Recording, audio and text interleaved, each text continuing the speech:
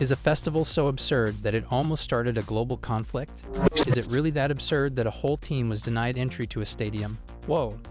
These are the 8 forbidden football celebrations, and just wait until you see what Ronaldo did to almost lose the Champions League. Welcome back to another exciting video.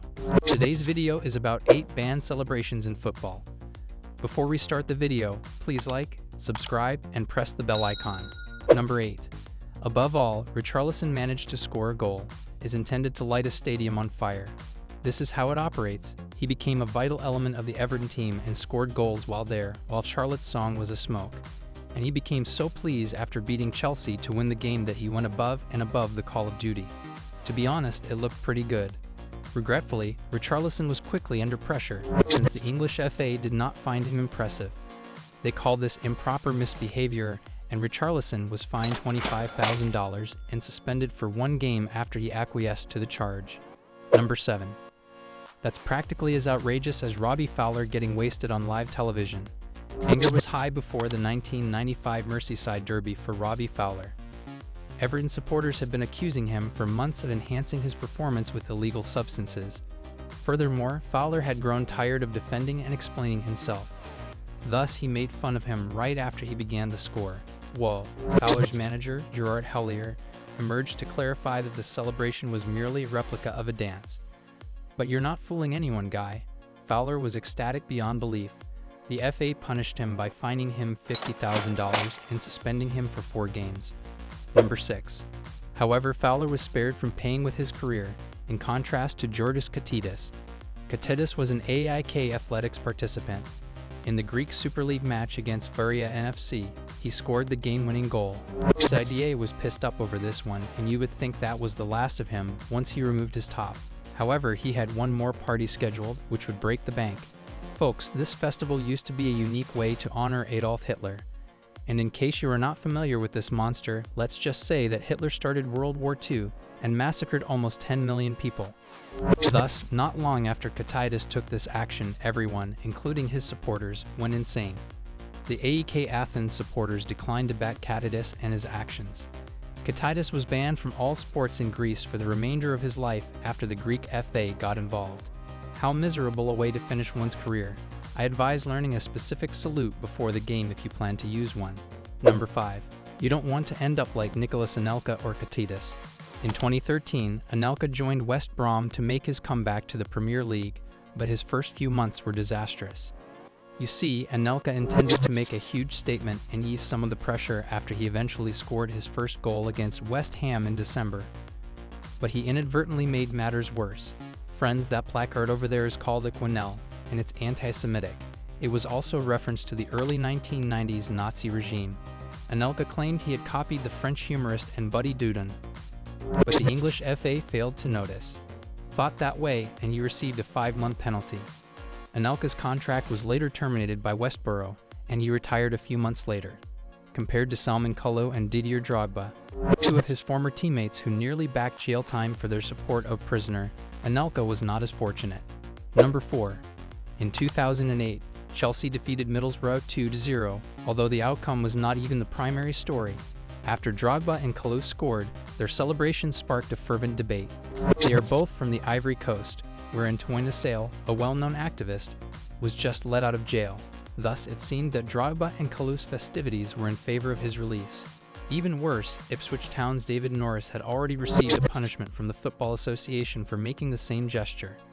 Drogba and Kalou were therefore aware that their situation was dire. Luckily for them, the FA accepted their defense and declined to press charges. They were therefore exonerated, and they haven't used this goal move since. It would have been safer if they had just continued dancing. Number 3. Consult Carlos Tevez instead of taking my word for it. In South American football in 2004, the most intense game occurred between River Plate and Boca Juniors, before 20-year-old Carlos Tevez entered the game and scored in the 88th minute, igniting the Boca supporters' passion. The match was tight. It's possible that Tevez got overwhelmed by the emotions, dude. He started off by taking off his shirt and dancing in a way that almost started a riot. He was in no way calling the River Plate team chickens. Tevez was dismissed because the referee thought his celebration denigrated his opponents. In addition, it was unprofessional. Tevez hasn't done the chicken dance since, despite having another iconic dance on FIFA. You may not always be able to dance your way out of trouble. Vinicius Jr. had to learn the hard way that an entire squad could not enter a stadium because of his dancing. Number 2. In 2018, Vini continued to represent his hometown Flamengo when they visited Botafogo, Brazil. Thanks to a late goal by Vini, they prevailed 3-1. But what followed was a ticking time bomb waiting to go off, so when he went to celebrate, he wasn't acting rationally. For supporters of Botafogo, this crybaby celebration is painful and signifies a lot. Several Botafogo players were seen sobbing in public after a 2008 match that they lost due to multiple harsh officiating calls. They stopped making fun of any sobbing actions as a result. They therefore made the decision to deal with the entire club once Vini pulled off this achievement. On Flamengo's pitch, Flamengo was supposed to face Boa Vista in the Guanabara Cup final, but the club rejected them and told them not to use it. Just as Bender might have saved $100,000 instead of wasting it on a lunatic, that could have also been avoided. Number 1. If nothing else, they weren't threatening to disqualify him from a competition, something that Ronaldo and UEFA did in the UEFA Champions League in 2018-19. Ronaldo was trying to help his Juventus team beat his old rivals at Atletico Madrid in the round of 16. They were defeated 2-1, therefore the first leg did not go as planned. And for Ronaldo, it was a nightmare. Juve supporters persisted in disparaging him. Even worse, not long after Ronaldo and company took the lead, Diego Simeone of Atletico Madrid had a special message for them from the manager. Ronaldo was determined to get his revenge, and he raised his game, put on a show, and scored 3 goals in the second leg to eliminate Atleti 3-2. Still, Ronaldo had to be eliminated. As soon as he scored his 3rd goal, he realized it was time for retaliation after learning about what someone had done in Madrid. However, as you may know, UEFA was also observing the exchange of views between Ronaldo and Simeone. They were thus both accused of inappropriate behavior and fined $28,000.